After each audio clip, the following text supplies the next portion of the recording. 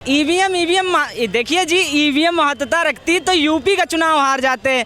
4 राज्यों का चुनाव संपूर्ण तरीके से जीत गए। चोरी करवा के जीते यूपी से यार। अगर ईवीएम का ही मुद्दा था तो गवर्नमेंट केंद्र सरकार जो है पूरे भारत में थी ना, तो पंजाब में क्यों नहीं जीत लिया? पंजाब में भी तो जीत जाना चाहिए था। छोटे छोटे नेता अगर जो है मोहल्ले का एक मेंबर का चुनाव जीत जाते तो प्रधानमंत्री बनने के सपने देखने लगते हैं।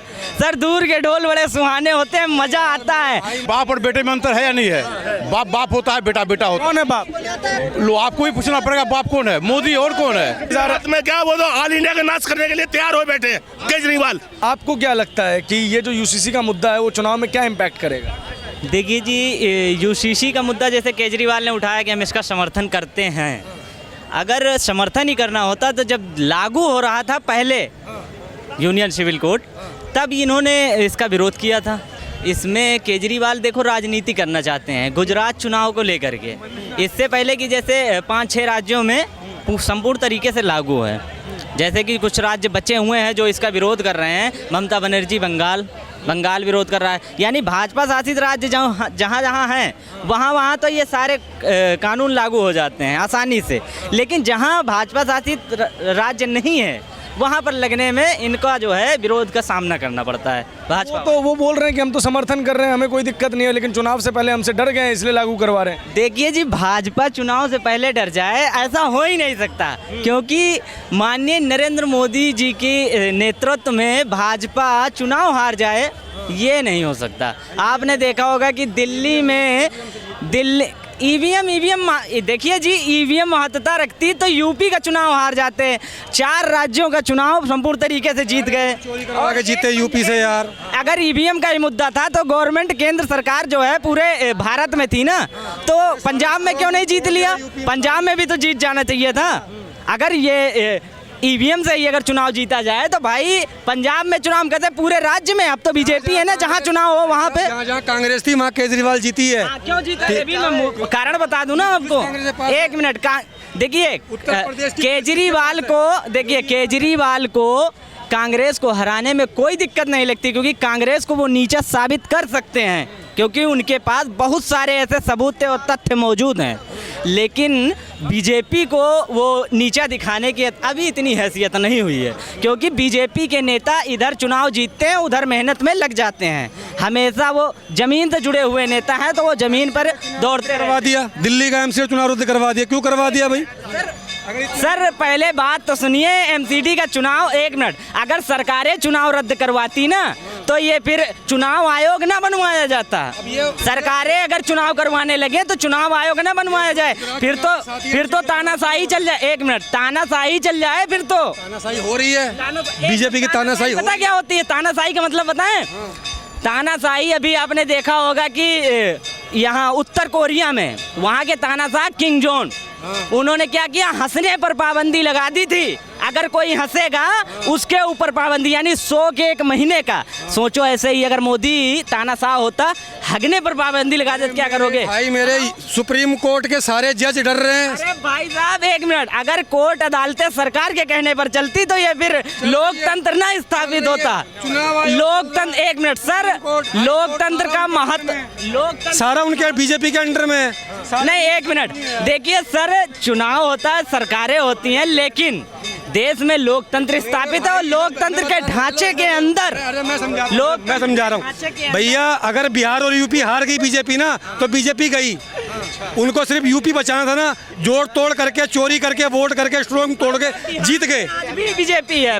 1 मिनट, अगर आज की डेट में देखा जाए तो बिहार के अंदर दूसरे नंबर पर जो पार्टी है वो बीजेपी है। यानी नीतीश की भी पार्टी उतना बहुमत नहीं पाई है अपने चुनावी में, अभी देखा होगा आपने, ठीक। और मोदी के नाम पर चुनाव लड़ा गया और नीतीश बने मुख्यमंत्री। और आज की डेट में नीतीश कुमार जो सोच रहे हैं, सपने सजाए बैठे हैं कि हम प्रधानमंत्री बनेंगे। अब तो नेता छोटे 1 मिनट, छोटे नेता अगर जो है मोहल्ले का एक मेंबर का चुनाव जीत जाते तो प्रधानमंत्री बनने के सपने देखने लगते हैं। सर, दूर के ढोल बड़े सुहाने होते हैं, मजा आता है। भाई साहब आप ये बताइए, मोदी नहीं तो विकल्प कौन है आपके हिसाब? केजरीवाल। केजरीवाल का अस्तित्व भी नहीं। देखो 1 मिनट, डरती है तो सिर्फ केजरीवाल डरती है बस। देश के सबसे बड़े राज्य का रहने वाला व्यक्ति हूँ और उस राज्य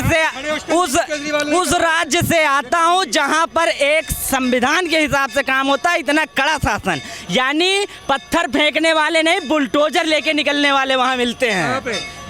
यूपी में बाकी नगरी उत्तर प्रदेश से आते हैं। और हाँ, हमारे यहाँ कानून व्यवस्था आप जानना चाहेंगे?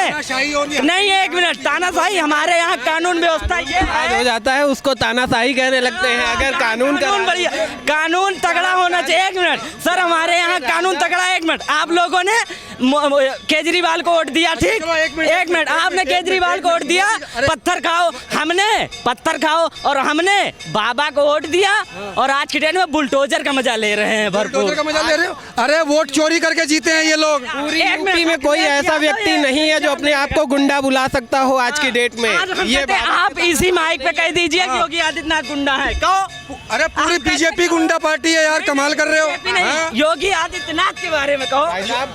अभी हाल ही में आपका छठ पर्व हुआ है, सभी ने देखा कि केजरीवाल ने यहाँ पे कह के देख लो भाई साहब। अभी हाल ही में आपका छठ पर्व हुआ है।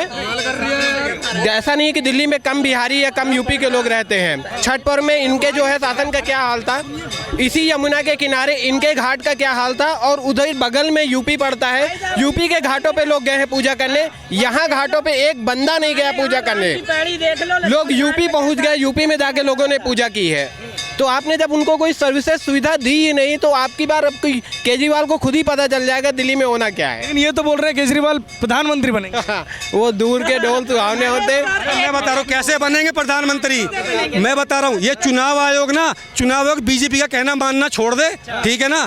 और जहाँ वो बीजेपी का ही है, अबे बीजेपी का ही तोता है भाई, वो बीजेपी का कहना मान रहा है। वो तो पंजाब में काम क्यों नहीं किया? पंजाब में अब प्रधानमंत्री आप मुद्दा नहीं बचा, तुम्हारे पास कोई मुद्दा नहीं बचा है। एक मिनट सर, देखो केजरीवाल की राजनीति इतनी है ना कि अब नोटों की राजनीति लेके आए हैं बीच में। ये दिल्ली से भी हाथ धोने जा रहे हैं। ये दिल्ली भाई, इनका माइनॉरिटी का वोट कटेगा। हम कहते कौन मुस्लिम है जो वोट देगा केजरीवाल को? अब कौन मुस्लिम होगा? फिर देख लियो भाई। एक मिनट, ये सोचते हैं कि मोदी बनके हम हिंदुत्व की राजनीति करेंगे। मोदी बनके हिंदुत्व की राजनीति नहीं कर पाएंगे, ठीक है। और आप बता रहे हैं कि जैसे कि आप बता रहे हैं, आपके मुस्लिम जैसे मुस्लिम वर्ग है वो केजरीवाल से नाराज है। आप कह रहे हैं कि केजरीवाल प्रधानमंत्री बनेंगे, ऐसा आपको क्यों लगता है? भाई यूं लगता है उनके काम अच्छे हैं। क्या काम अच्छे हैं? सबको लेके चलना, हिंदू मुस्लिम सिख ईसाई किसी भी, चाहे नीची जाति का हो चाहे ऊंची जाति का हो, सबको लेके चलना और काम करना, शिक्षा पे काम करना। देखिए, हिंदू मुस्लिम सिख ईसाई बताए केजरीवाल लेके, हम कहते हैं मोदी जी ने किसको लेकर नहीं चला आज तक? बताओ। दंगे आए दिन दंगे होते हैं केजरीवाल के हर कहीं दंगे हो रहे हैं। केजरीवाल के राज में, किसी बीजेपी शासित राज्य में दंगे बता दो। दिल्ली में दंगे, उत्तर प्रदेश में आप 6 साल हो गए सरकार बने हुए, एक भी दंगा बता दे हमें, कोई एक भी दंगा बता दे। हमारे उत्तर प्रदेश में इससे पहले बहुत दंगे होते, 1600 दंगा हुए हैं मात्र अखिलेश यादव की सरकार में 5 साल के अंदर, और आज की डेट में 6 साल हो गए, एक दंगा नहीं हुआ। इसको कहते हैं कि संविधान के हिसाब से चलना। अखिलेश की ढील की वजह से ही आज वहाँ पे योगी गवर्नमेंट है। एक मिनट, केजरीवाल के पास दिल्ली में काम ही क्या है? काम ही क्या है? एक मिनट, मोदी एम्स बना रहा है, केजरीवाल मोहल्ला क्लिनिक खोल रहे हैं, ठीक। और जिस एक मिनट, ये देश की राजधानी है, इस देश में मोहल्ला क्लिनिक शोभा देता है आज? एक मिनट रुको।